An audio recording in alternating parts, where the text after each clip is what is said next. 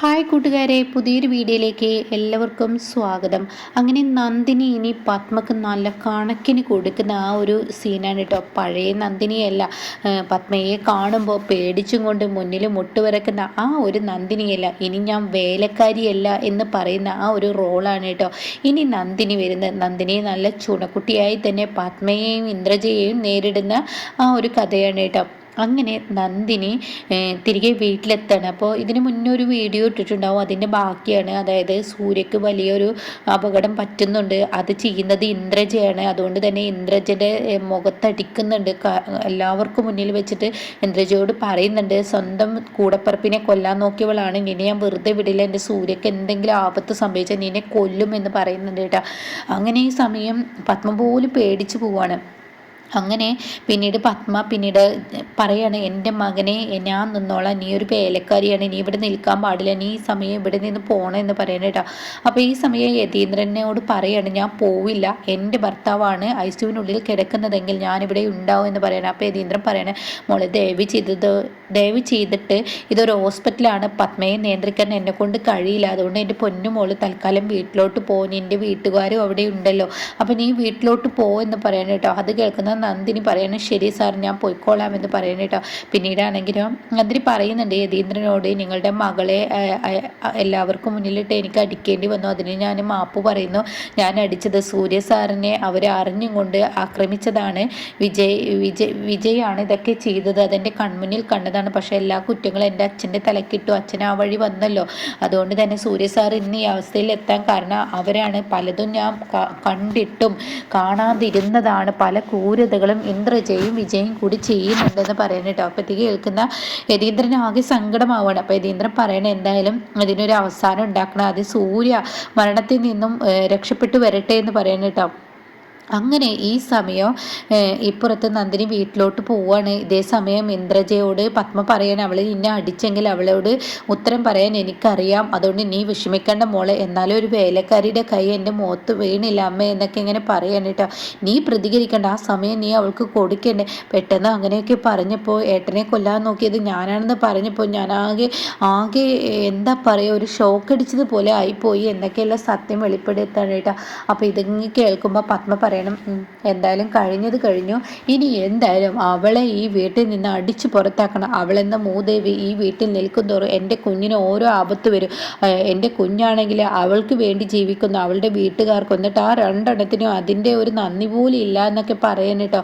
പിന്നീടാണെങ്കിലും ഇങ്ങനെ ഡോക്ടർ പുറത്ത് വരികയാണ്, സൂര്യയുടെ അവസ്ഥ ഇപ്പോൾ ഒന്നും പറയാറായിട്ടില്ല, കുറച്ചും കൂടി കഴിയണം എന്നൊക്കെ ഇങ്ങനെ പറയാണ്. അങ്ങനെ സൂര്യയാണെങ്കിൽ നല്ല ക്രിട്ടിക്കലോട്ട് പോകുന്ന ഒരു അവസ്ഥയാണ്, കാരണം കാലിൻ്റെ അടിയാണല്ലോ പൊള്ളിയിരിക്കുന്നത്. അങ്ങനെ വേണ്ട ട്രീറ്റ്മെൻറ്റൊക്കെ ഇങ്ങനെ തുടങ്ങുന്ന സമയത്താണ് കേട്ടോ പത്മക്ക് ഒരു ഫോൺ കോൾ വരുന്നത്. അതെ, ഇന്നൊരു മീറ്റിംഗ് ഉണ്ടല്ലോ മാഡം, നമുക്ക് അങ്ങോട്ടേക്ക് പോകണ്ടേ, ബോംബെ വരെ പോകുന്ന മീറ്റിംഗ് ആണല്ലോ മാഡം, അത് മറന്നോ എന്ന് ചോദിക്കുമ്പോഴാണ് കേട്ടോ തൻ്റെ മുന്നിൽ ആ ഓർമ്മ വരുന്നത്, ഈശ്വര ആ മീറ്റിംഗ് അറ്റൻഡ് ചെയ്ത് നിർബന്ധമാണ് ആണല്ലോ എന്നുള്ളത്.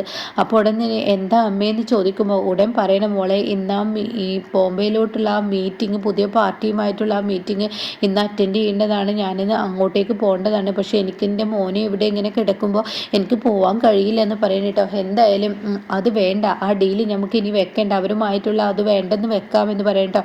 അപ്പോൾ അത് കേട്ട ഉടൻ തന്നെ ഉടൻ തന്നെ പറയാണ്, ഇന്ദ്രജ പറയാണ്, അത് വേണ്ട അമ്മേ, എന്തിനാ വെറുതെ അത് വേണ്ടെന്ന് വെക്കുന്നത്, നീ എന്താ പറയുന്നത്, എനിക്ക് എൻ്റെ ജീവിതത്തിൽ സ്വത്തോ സമ്പാദ്യമോ ഒന്നുമല്ല വലുത്, എൻ്റെ മോനാണ്, എൻ്റെ മകൻ്റെ ജീവിതം തിരിച്ചുണ്ടോ എന്നൊന്നും അറിയാത്ത സമയത്ത് ഞാൻ കമ്പനിക്കാര്യത്തിന് വേണ്ടി ഓടുകയാണ് വേണ്ടത്, എന്ത് സംസാരമാണ് ഇവിടെ സംസാരിക്കുന്നത്. അത് കേട്ടോടെ തന്നെ പറയാണ്, എന്ത് തന്നെ ആയാലും ശരി, ഇപ്പോൾ അമ്മ ഈ മീറ്റിംഗ് അറ്റൻഡ് ചെയ്യണം, അപ്പം എനിക്ക് പോകാൻ പറ്റില്ല ഇന്ദ്രജയ, നേരത്തെ അവളിൽ നിന്ന് കിട്ടിയാടി നിനക്ക് എന്നിൽ നിന്ന് കിട്ടുമെന്ന് പറയുമ്പോൾ അതിന് അമ്മയോടല്ല പോകാൻ പറയുന്നത്, വേറൊരാളെ പറഞ്ഞു വിട്ടാതെ മതിയല്ലോ, വേറൊരാളെന്ന് പറയുന്നത് നീയാണോ, നീ പോമോ, അയ്യോ എനിക്കിപ്പോൾ ഏട്ട ഇവിടെ ഇങ്ങനെ കിടക്കുമ്പോൾ എനിക്ക് പോകാൻ കഴിയില്ല, പിന്നെ നീ ആരെയാണ് ഉദ്ദേശിക്കുന്നത്, ആ നന്ദിനിയോ, അവളെ നീ ഉദ്ദേശിച്ചത്. അത് കേട്ടോടെ തന്നെ അയ്യേ, അവളെ എന്തായാലും പറഞ്ഞു വിടില്ല, ഇവിടെ ഇപ്പോൾ പറഞ്ഞു വിടാൻ പറ്റിയ ഒരാളുണ്ട്, നമ്മുടെ അച്ഛൻ, അതെന്തിനാ അച്ഛനെ പറഞ്ഞു വിടാമേ, ഇപ്പം അവൾ വീട്ടിലോട്ട് പോയിട്ടുണ്ടാവും, നമുക്ക് അവളെ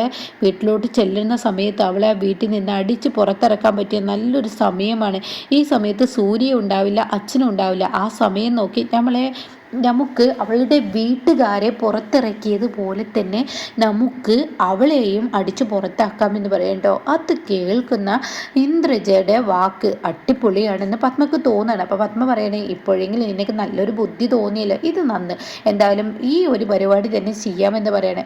അങ്ങനെ യതീന്ദ്രൻ്റെ മുന്നിലോട്ട് ചെല്ലാണ്.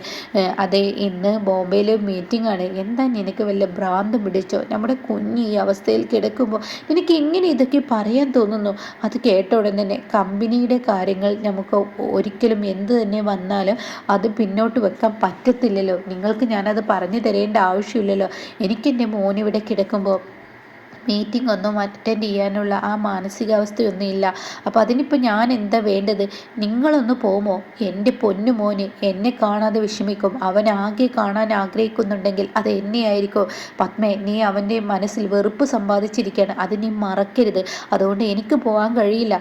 ഞാനൊരു കാര്യം പറഞ്ഞേക്കാം നിങ്ങളോട്, നിങ്ങൾ ദയവ് ചെയ്ത് ആ മീറ്റിംഗ് അറ്റൻഡ് ചെയ്യൂ, അല്ലെങ്കിൽ പല പ്രശ്നങ്ങളും നമുക്ക് നേരിടേണ്ടി വരും. കമ്പനിക്ക് തന്നെ വീഴ്ചയാവും, അത് ഉണ്ടാവരുത്. അതുകൊണ്ട് നിങ്ങൾ തൽക്കാലം ഒന്ന് പോ, എൻ്റെ മകൻ്റെ അടുത്ത് ഞാനുണ്ടാവുമല്ലോ.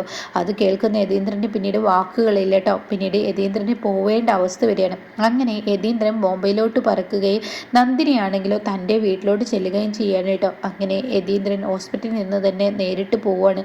നന്ദിനിയോട് പറയത്തൊന്നുമില്ല കേട്ടോ. എന്നാൽ ഈ സമയം ഇപ്പുറത്താണെങ്കിലോ നന്ദിനി വീട്ടിൽ വന്നിരിക്കുകയാണ്.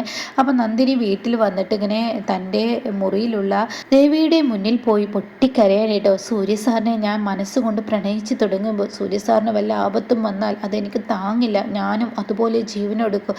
എൻ്റെ അച്ഛൻ ഒരു തെറ്റും ചെയ്യാത്ത എൻ്റെ അച്ഛൻ്റെ പേരിൽ കുറ്റങ്ങൾ ചുമത്തിയിട്ട് സ്വന്തം കൂടപ്പിറപ്പ് തന്നെയാണ് ഇത് ചെയ്തതെന്ന് ഞാൻ എങ്ങനെ ഈശ്വര എല്ലാവർക്കും മുന്നിൽ വെളിപ്പെടുത്തും.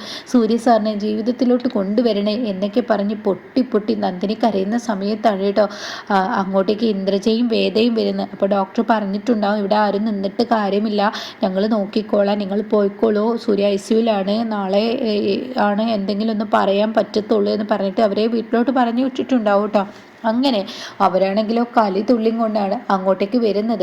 അങ്ങനെ രാജുവിനോട് ചോദിക്കുകയാണ്, എവിടെ അവൾ എന്ന് ചോദിക്കുന്നുണ്ട്. അപ്പോൾ രാജു പറയണ റൂമിലുണ്ടെന്ന് പറയണം. അപ്പോഴേക്കും ഇന്ദ്രജയും പത്മയും ദേഷ്യത്തോടു കൂടി എടി നന്ദിനി എന്ന് പറഞ്ഞ് പിടിച്ചു വലിച്ച് നന്ദിനിയെ റൂമിനുള്ളിൽ നിന്ന് കൊണ്ടുവരാനായിട്ട്. അപ്പോഴേക്കും ഇന്ദ്രജ നന്ദിനിയുടെ ഡ്രസ്സുകളെല്ലാം ബാഗിൽ പാക്ക് ചെയ്യാനായിട്ടോ. അപ്പോഴേക്കും പത്മ നന്ദിനിയെ പിടിച്ചു വലിക്കുമ്പോൾ നന്ദി ചോദിക്കുന്നുണ്ട്, നിങ്ങൾ എന്താ ഈ കാണിക്കുന്നത്? എടി നീ ഒറ്റൊരുത്തി കാരണമാണ് എൻ്റെ കുഞ്ഞിന്ന് ഈ ഐസിയുവിൽ.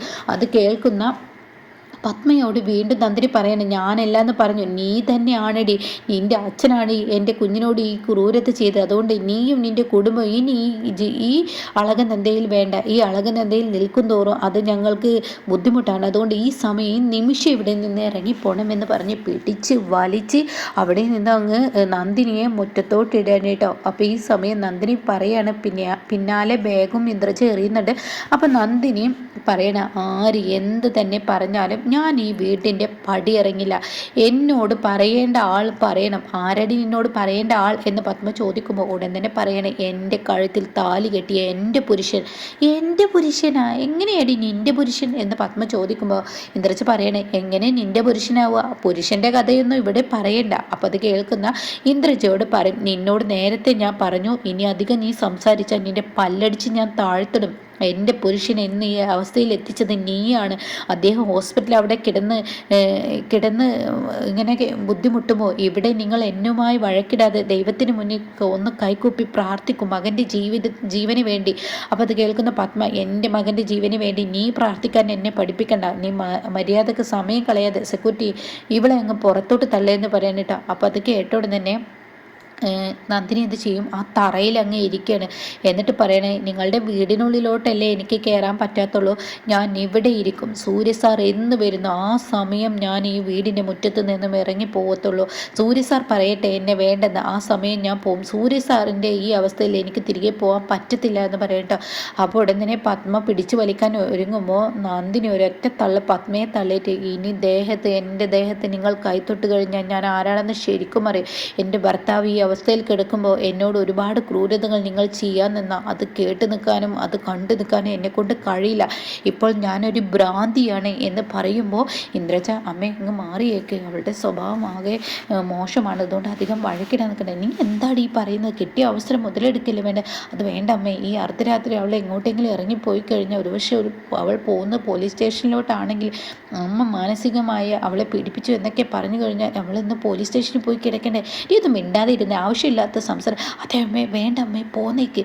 അങ്ങനെ ഇന്ദ്രജയ്ക്ക് പേടി വരികയാണ് കേട്ടോ. അപ്പോൾ തൻ്റെ സത്യങ്ങളെല്ലാം പുറത്തു വരുമോ എന്നുള്ള പേടിയാണ് ഇന്ദ്രജയുടെ ഉള്ളിൽ. പക്ഷെ പത്മ കഴിയുന്നതും ശ്രമിക്കുമ്പോൾ നന്ദിനിയെ ആട്ടി പുറത്താക്കാൻ കഴിയില്ല കേട്ടോ. അപ്പോൾ ഇതിൻ്റെ ബാക്കി റിവ്യൂ കേൾക്കാൻ താല്പര്യമുള്ളവർ ചാനൽ സബ്സ്ക്രൈബ് ചെയ്തിട്ടാൽ ഞാനിടുന്ന വീഡിയോയുടെ നോട്ടിഫിക്കേഷൻ നിങ്ങൾക്ക് അപ്പം തന്നെ ലഭിക്കും കേട്ടോ.